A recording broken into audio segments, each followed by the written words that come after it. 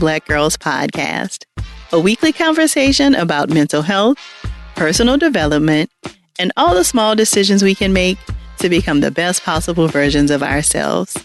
I'm your host, Dr. Joy Harden Bradford, a licensed psychologist in Atlanta, Georgia. For more information or to find a therapist in your area, visit our website at therapyforblackgirls.com. While I hope you love listening to and learning from the podcast, it is not meant to be a substitute for a relationship with a licensed mental health professional.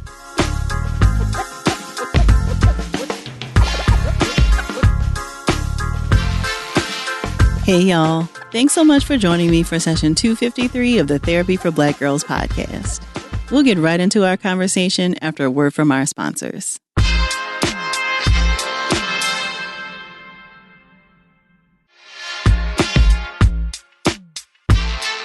As cannabis consumption continues to be prevalent in Black communities, it's imperative that we understand the science behind the plant. What is cannabis and how does it interact with our minds and bodies? And what do we need to be mindful of when using cannabis to protect ourselves and those around us? In this week's session, I speak with Neuroscientist and Professor Dr. Yasmin Hurd. During our conversation, we explore the different properties in cannabis, the difference between CBD and THC, and what new important research is being done today centered around cannabis usage. If something resonates with you while enjoying our conversation, please share it with us on social media using the hashtag TBGInSession. Or join us over in the Sister Circles to talk more in depth about the episode. You can join us at community.therapyforblackgirls.com. Here's our conversation. Well, thank you so much for joining me today, Dr. Hurd. Nice being here. Thanks for having me. I was wondering if you could get us started by talking to us about the research that you conduct and how you got started in conducting research related to CBD. So the research I conduct relates to trying to understand what everybody calls addiction and related psychiatric illnesses. And I had been studying the developmental effects of cannabis for many years, in addition to studying the neurobiology of heroin effects on the brain. And when we look in adults that had heroin use disorders, we try to look at what are some risk factors. And one risk factor, we looked at, genetics, of course, environment. And one thing was also looking at early exposure to cannabis, whether that be prenatal or adolescent exposure. In our animal models, when we want to study the neurobiology, we normally use THC to look at the effects of cannabis. And we would invariably see that animals, for example, would self-administer more heroin. Didn't matter who their friends or mothers or the rats would do that. Behavioral traits made a difference, but I wanted to at least say we were always saying that THC was cannabis. And I said, let's at least study another cannabinoid just to make sure.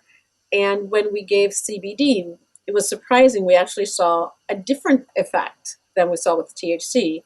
CBD cannabidiol actually reduced the animal's heroin-seeking behavior. And that became my path into studying CBD. And we replicated our studies in our animal models, and then I wanted to see if CBD could do the same in humans, because there are a lot of animal studies for research that never really translate to the human and become therapy. And when we ran our clinical trials, it actually did the same thing. It reduced heroin craving in individuals who had a heroin use disorder. Now I became like the face of CBD, ironically, because no one was studying CBD at that time. And when we started thinking that this could be a potential treatment for substance use disorders, at least for opioid use disorders, and then I've been trying to understand its effects on the brain ever since. Thank you so much for sharing that. So I am fascinated. I don't know a lot about animal studies and then how that translates to what happens with humans. But can you say a little bit more about how often is it that something we see that works in an animal study translates to working in humans? It's rare, I will tell you. And that's the problem that we have, right? Especially for psychiatric disorders I'm talking about in particular. Animal models and so on are very important to understand the mechanisms by which certain drugs may act on the brain, or understanding the biology of certain behaviors, but to translate it to developing medicine, less than 5%. It really is that rare. So when I saw the effects that it in fact replicated what we saw in our animal models, it gave me hope. And that's why I started to promote that perhaps we should be studying CBD. And unfortunately, it's got very complicated because now CBD is sold everywhere and it's in the water and their coffee. For me, I thought that it could be a potential medicine and that could have such huge impact. So you used another word that I want you to tell us a little bit more about. So you said something about a cannabinoid. What is that? Thanks. So the cannabis plant is extremely complex. It's made up of over 140 cannabinoids. Many people know THC, right? That's the cannabinoid. That's the most prominent cannabinoid in the plant, and that's the cannabinoid that makes you feel the high. That's associated with the euphorogenic effects of cannabis. That also is what we know is associated with the mental health challenges that we see in certain cannabis users. But cannabidiol, CBD, is another cannabinoid. It's just at a much lower concentration in the plant, at least in the original plant. And it's even lower now in the plants that are on the street, because the plants on the streets are not the original plants. They have been genetically modified to give a much higher concentrations of THC, and inadvertently they reduced CBD in the plant, which actually, in a way, was a buffer, in one sense you could say, to THC. There are other chemicals in the plant as well. Often people hear of terpenes, but THC and CBD are cannabinoids. Got it. So yeah, you mentioned like it feels like you hear about CBD kind of all over the place now, but there are other, and I'm guessing these are also cannabinoids. So cannabis and hemp, are those also other like cannabinoids? So THC is the cannabinoid within cannabis. Got it. And hemp, actually, hemp is a cannabis strain that doesn't have much THC in it. In fact, it's the opposite. It has more CBD. Because it has like less than 0.3% THC, hemp now is legal throughout the country, but cannabis is still illegal federally and is still considered a Schedule 1 drug. So cannabis and hemp are the plants, and THC and CBD are the cannabinoids within those plants. Got it. Okay. So from your research, how do people typically get into cannabis use? The one thing about cannabis today is that it's so pervasive in our society, but even before today. And it's not just cannabis. Many people say, oh, cannabis has been around for thousands of years. All the other drugs have also been around for thousands of years, except for the new ones that we've synthesized. But mostly it's in the US, there's just been this long history with cannabis. And even the term marijuana, which came actually from Mexico, and the prejudice that was made in terms of, oh, marijuana and those Mexicans are crazy.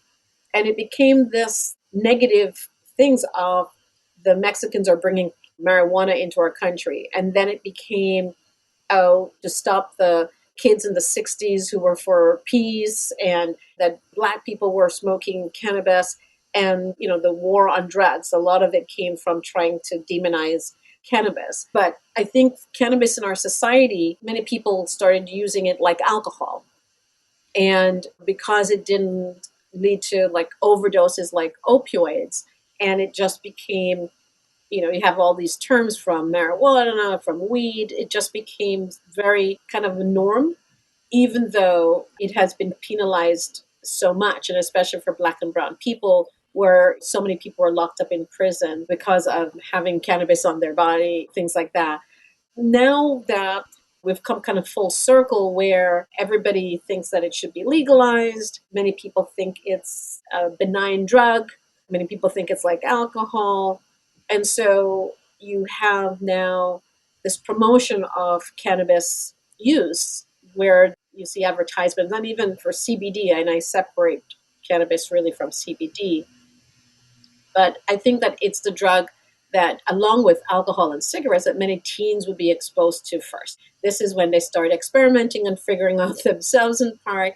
And It's just become part of the norm in our society. So it's basically everywhere. The other thing that I've heard a lot, Dr. Hurd, is around cannabis being like a gateway drug. So I'd love to hear from you. Is this true? And what is a gateway drug? So a gateway drug, and I think the term is misused from what the initial authors of that term really had meant. So basically, is that the use of one drug will then lead you to use another drug.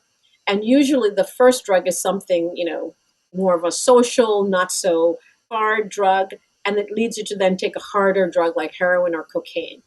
And cannabis is, when you look at the pathway that many adults who have a substance use disorder, when you look at their drug history, many of them started off with cannabis. They also started with alcohol or nicotine. So that's why those drugs are considered gateway drugs in that context. But it doesn't mean that if you use cannabis, that automatically you're going to develop a heroin use disorder or a cocaine use disorder. So the epidemiological studies does say that there is a link between especially early and frequent cannabis use and subsequently developing another substance use disorder. And I will say that the data shows that nearly 90% of adults with a substance use disorder started off during adolescence with substance use. And so this time period during adolescence is that time period of vulnerability where that gateway hypothesis stemmed. And that's why I think that we do pay a lot of attention to teen use of drugs, whether it's alcohol or cannabis, just because that's the time period that it makes them more vulnerable. It seems really interesting because I don't know that I have heard alcohol being described as a gateway drug, but it sounds like from what you're saying, in a lot of ways, they are kind of on par. So both cannabis and alcohol you see tend to be connected to later drug usage. Yeah, cannabis, alcohol, and cigarettes are considered gateway drugs. I think just because of the optics, cannabis being the illegal drug, while cigarettes and alcohol are socially legal, that's why cannabis, perhaps the term gateway was people in regular society thought of it that way and promoted that way. But all three of those drugs, because these are drugs that are more accessible to perhaps to teens, even though those drugs are illegal for teens to use, but if something is in society for adults, is going to find its way to teens as Right. well. But all three of them are considered gateway drugs. And when we talk about gateway, is there something happening biologically that indicates like, okay, you would need a different kind of substance to maybe get that same kind of a high, or is it more related to something else? So that's why the research that I did tried to look at that. So when you look at humans and human studies, they're very complicated to go for this gateway on a neurobiological level. Why? Because sometimes teens who eventually do develop a disorder to cocaine or heroin use, they were around the people who were selling the drugs. So many people think that the drug dealers start them off on cannabis, but then move them to go buy heroin or something, and or the friends that they have, the environment that they're in. So the animal models actually help us to see what is the neurobiology, irrespective of your friends, irrespective of your mother, your father. And when we do look at animal models, we do see that early exposure in life to, like I said, THC does increase the sensitivity to like opioids and psychostimulant, cocaine or something later in life.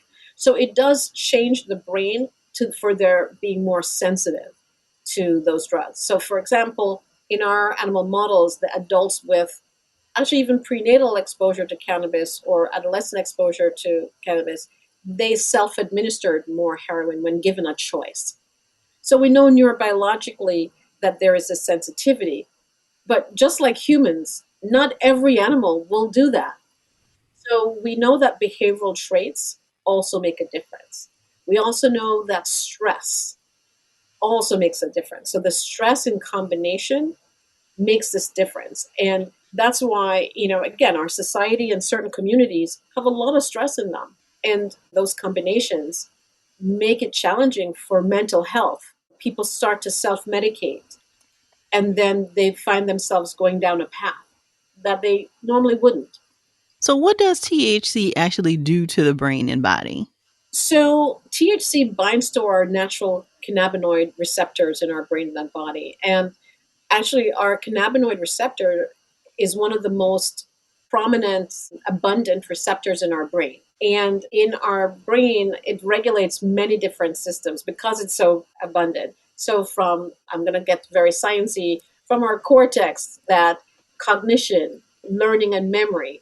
It's a part of the brain called like the hippocampus, which memory are parts of our brain that deals with motor coordination, emotional regulation. So all of those things, when we have THC in our bodies, it can bind to those receptors and modulate those things. In the body, we have a lot of cannabinoid receptors as well. So we know that our endogenous cannabinoid system is very critical because it's really integrated in the functioning of so many things, not just our brain, but also other organs and our immune system. More from my conversation with Dr. Hurd after the break.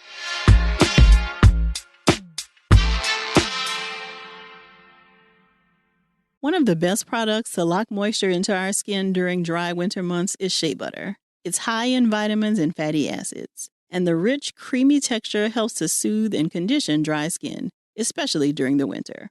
Butter Skin sources their Shea Butter directly from Ghana, West Africa. Butter's whipped Shea Butter, infused with their signature scent, Pharaoh's Love, gives your skin a glow, locks in moisture, and smells amazing. Everyone talks about how amazing their skin looks after using Butter. So since we're always looking out for our community, we've teamed up with Butter to give you a free full-size whipped Shea Butter when you spend $50 or more. To get your free Shea Butter, go to butterskin.com and use code THERAPY at checkout. That's BUTTAH skin.com and use code THERAPY. Hurry, this offer is valid for orders $50 or more and ends April 9th. What happens when vanilla gets toasted and handshaken with ice? You get the new ice toasted vanilla oat milk shaken espresso at Starbucks. It's a toasted new take on vanilla, paired with shots of rich espresso and creamy oat milk. It's the perfect springtime pick-me-up that helps you feel good from the inside out. Try the new ice toasted vanilla oat milk shaken espresso at Starbucks. Order it ahead with the Starbucks app today.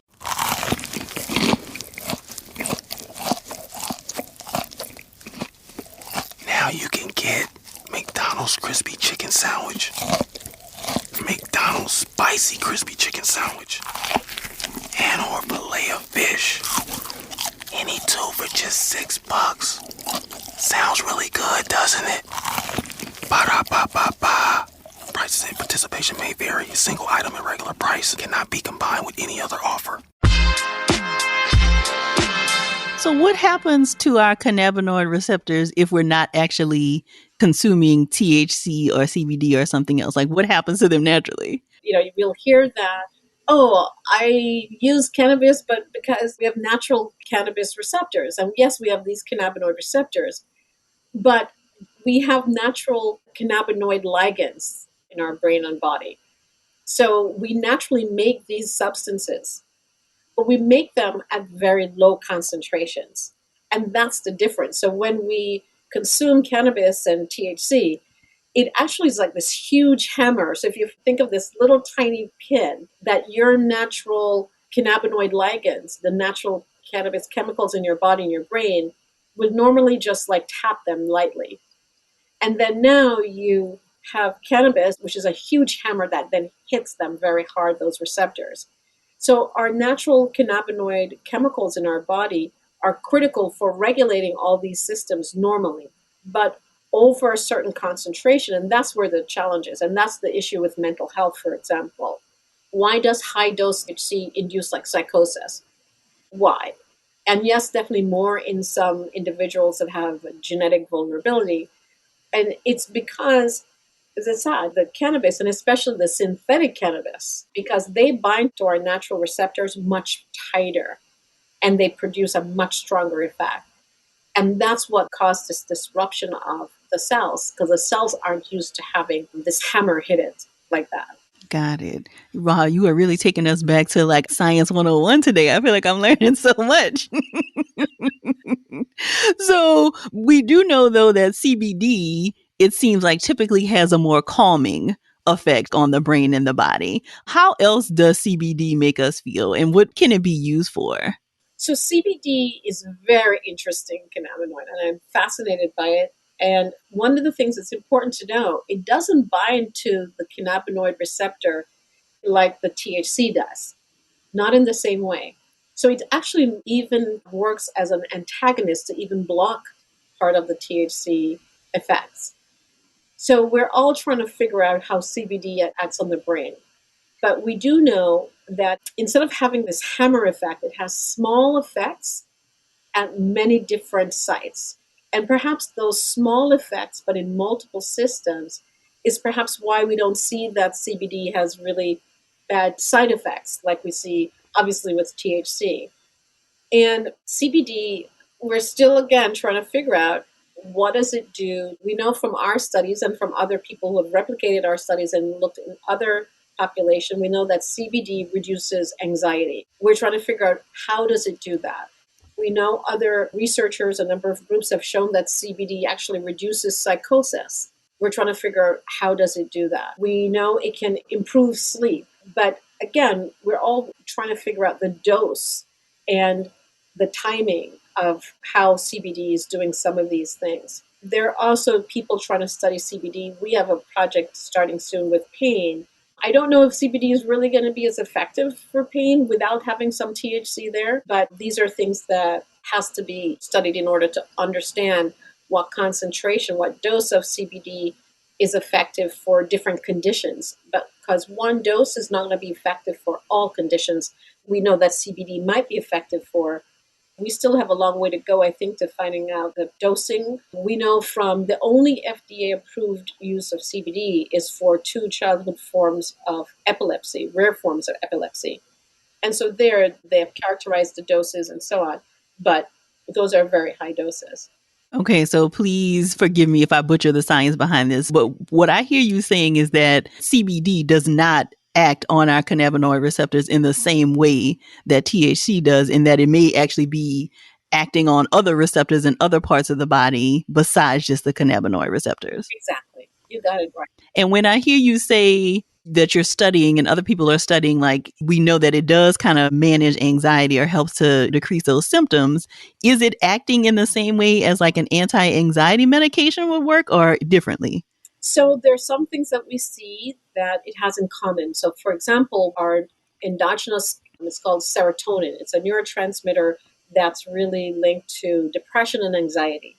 And CBD actually works as an agonist at one of those receptors. So we know that it tweaks the serotonin system as well. So that may be one of the reasons why it has certain anti-anxiety properties. As I said, the research is long that in order to figure out why CBD has some of these effects. But the one thing we do know that, again, unlike THC, it doesn't produce intoxication. It's not addictive. So when I hear people tell me, oh, they got CBD and they got so high or something, these teenagers would say, then I know that they did not take CBD. So that's one of the things that people have to be careful, because they're selling CBD and putting something else in there. We have to be very careful about where you obtain your CBD from. The FDA, they have had a number of groups run many different high doses of CBD to try to see if indeed if it is addictive, and even the animal models, it does not show that sign at all. So you've already mentioned a couple of times how problematic it is that we're not really even using like the original plant anymore. And so who knows what kinds of things people are adding. So even when you do like your own research, how is the CBD or whatever substances made?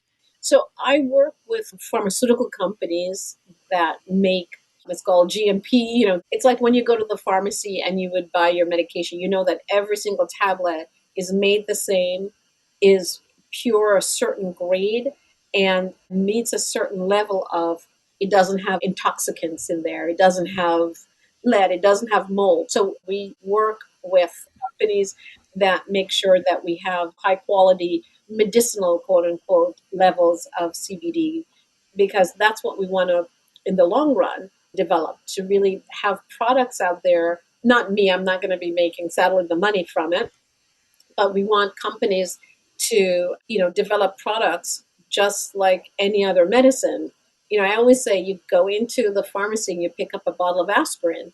You know exactly what the dosage is. It tells you on the the label, and you know when to expect, how long it would last. Aspirin came from the bark of a tree, willow tree.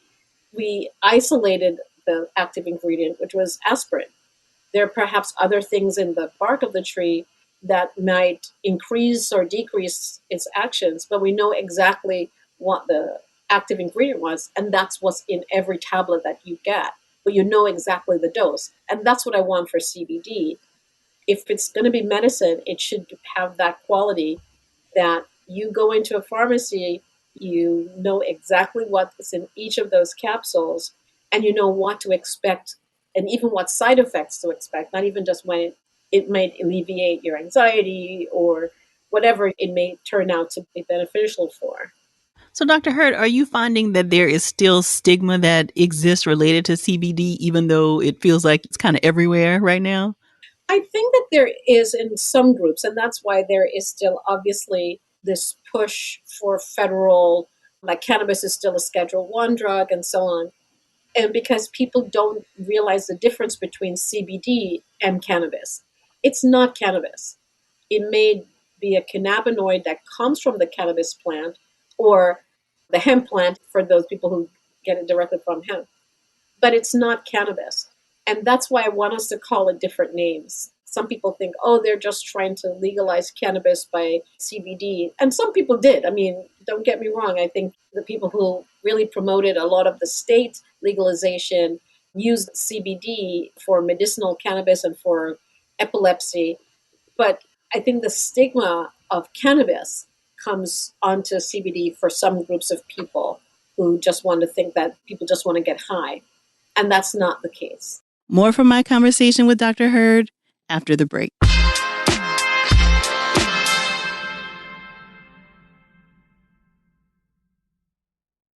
One of the best products to lock moisture into our skin during dry winter months is Shea Butter. It's high in vitamins and fatty acids, and the rich, creamy texture helps to soothe and condition dry skin, especially during the winter. Butter Skin sources their Shea Butter directly from Ghana, West Africa.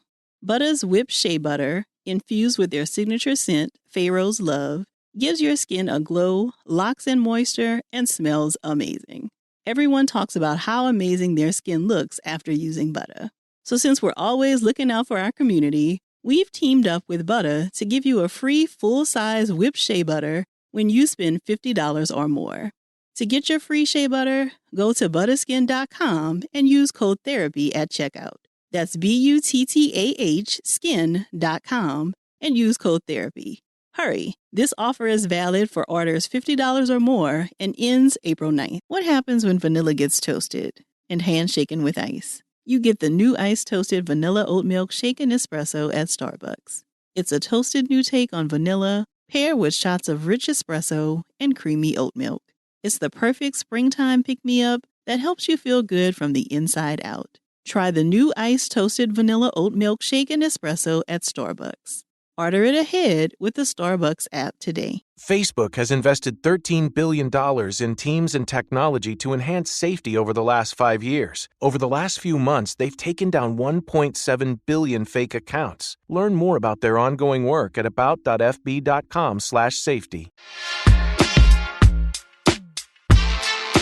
What other kinds of mental health concerns are being explored that could be helped by CBD? So in addition to the anxiety, and as I said, our research also on opiate use disorders, other people are looking at other substance use disorders as well. For alcohol, there's some work, even nicotine, psychosis. So now there's some really nice studies from England where they've looked at people who in high probability will develop schizophrenia.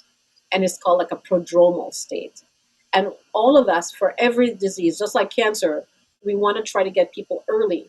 And they've given CBD to some of these young people and shown that CBD does, in fact, decrease the progression to schizophrenia. So those are the things. So psychosis, there's also research being done with depression. To me, it's more of the anxiety sphere. But who knows if the dosing may make a difference for the different disorders. So those, I think, are the strongest mental health related indications that a lot of groups, and obviously anxiety and PTSD goes without saying. So PTSD is a big area that a number of research studies are being conducted with. So, can CBD be harmful for anyone? Like, is there anyone who should be mindful of not even taking anything with CBD?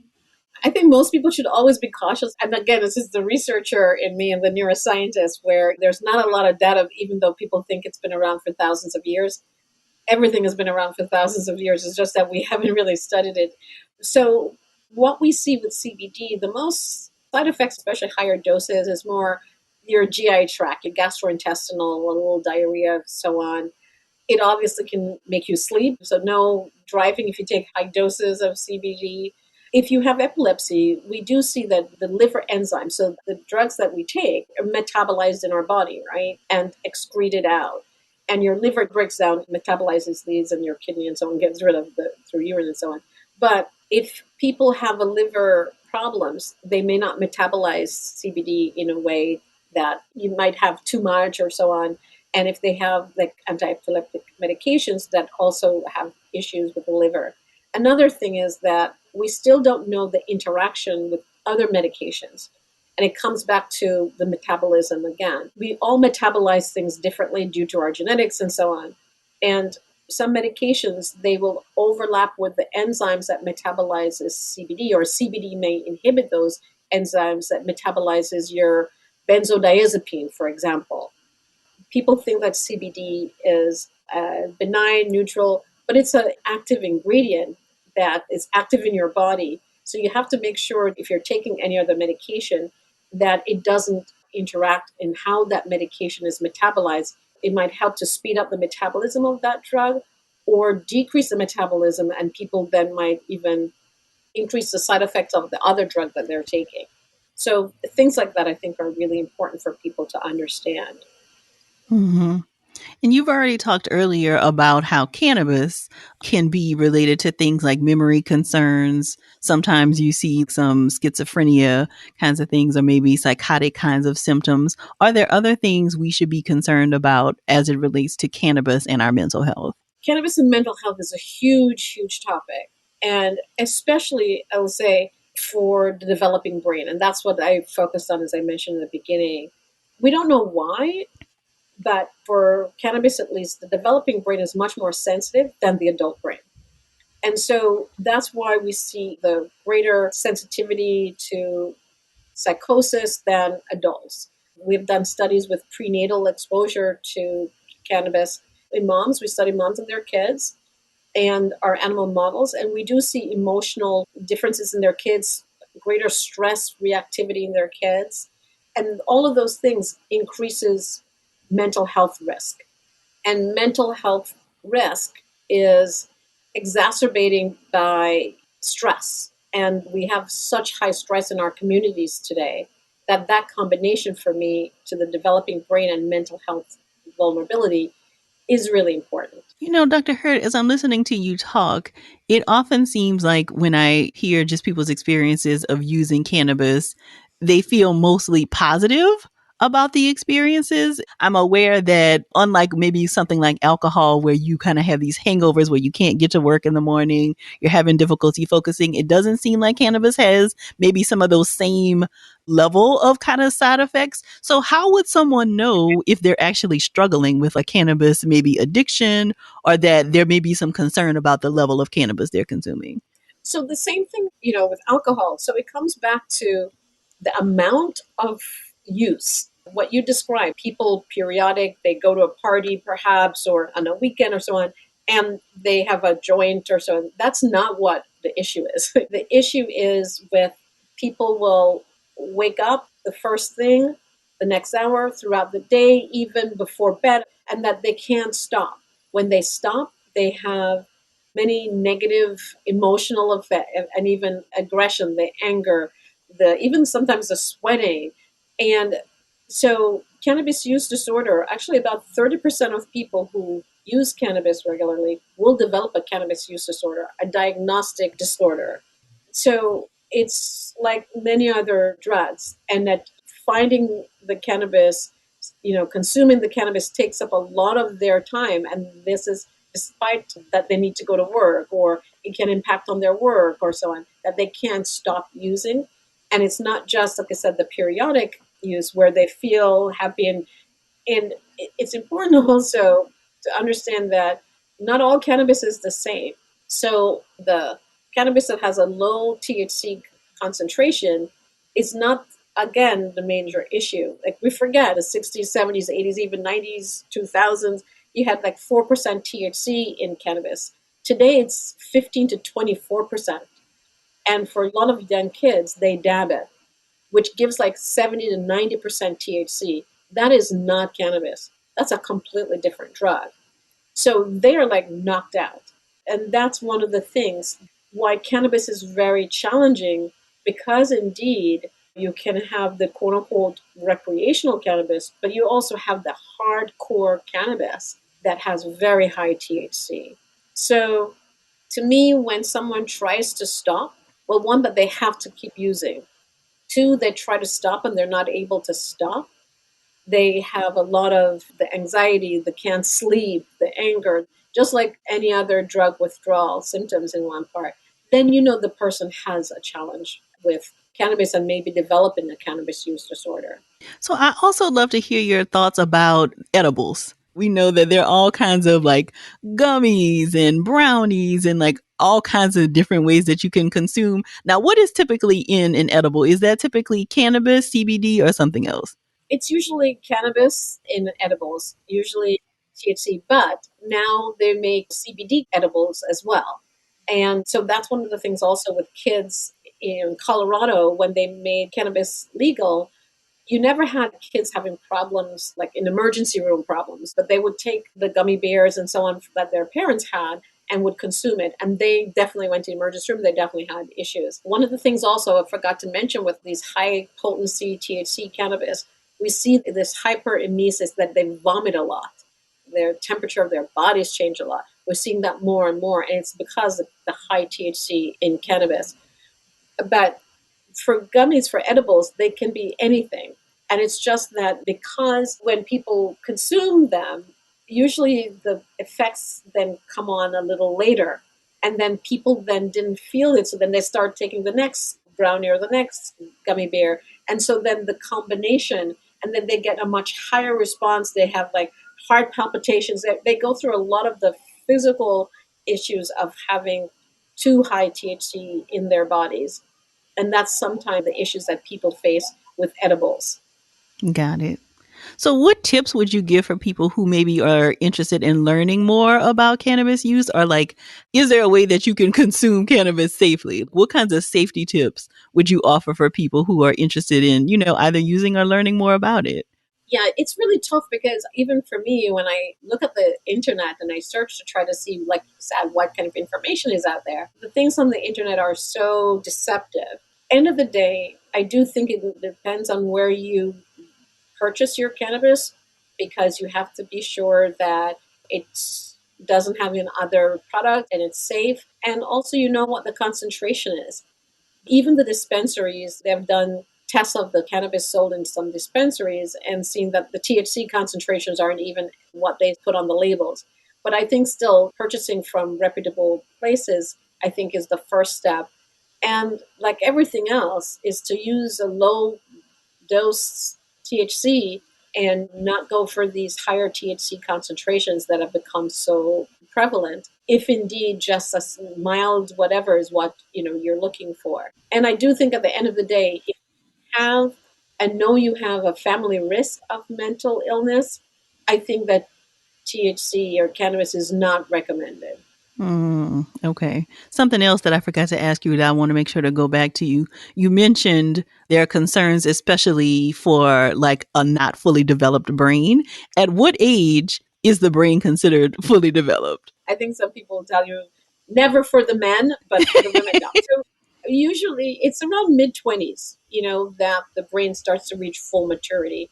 So even though we say 18, people can go to the military, and 21 to drink and so on, it's actually a little longer than that. So definitely like mid-20s before the brain reaches that level of maturity. I mean, and that is a specific concern, I think, which is why you see like on college campuses, right? When, people are finally out of their family's home and then they're experimenting maybe with alcohol and other drugs. That is why this could be such a big concern there, because the brain is not fully developed typically at that age. Absolutely. I tell everybody, if you want to try everything, wait till I don't have kids myself. And I tell my nephews, I used to tell them, and my friends' kids, wait till at least 25 and then you can try. I was like, just give your brain time to develop.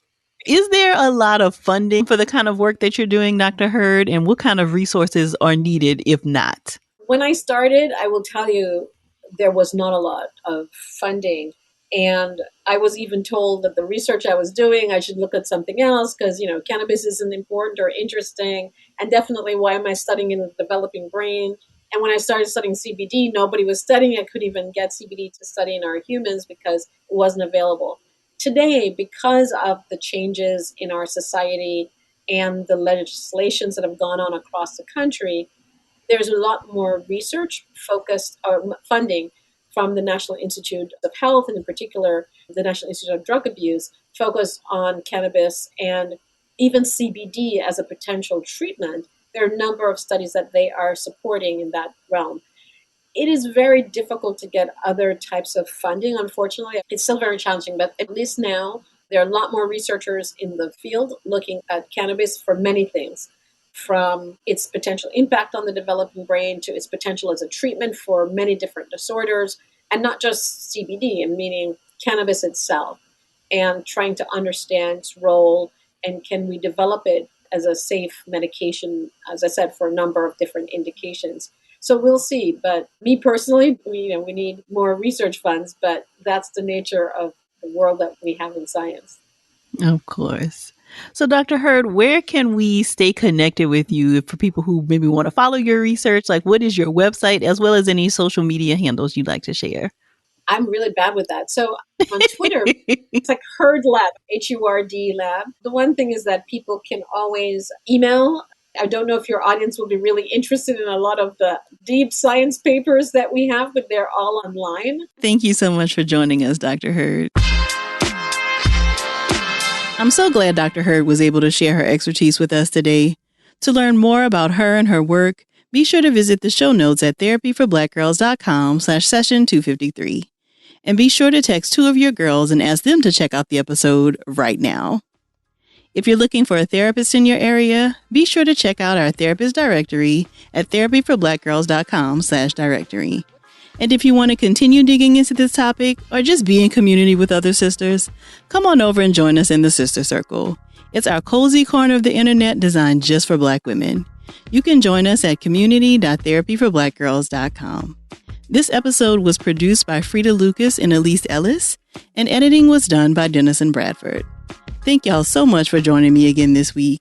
I look forward to continuing this conversation with you all real soon. Take good care.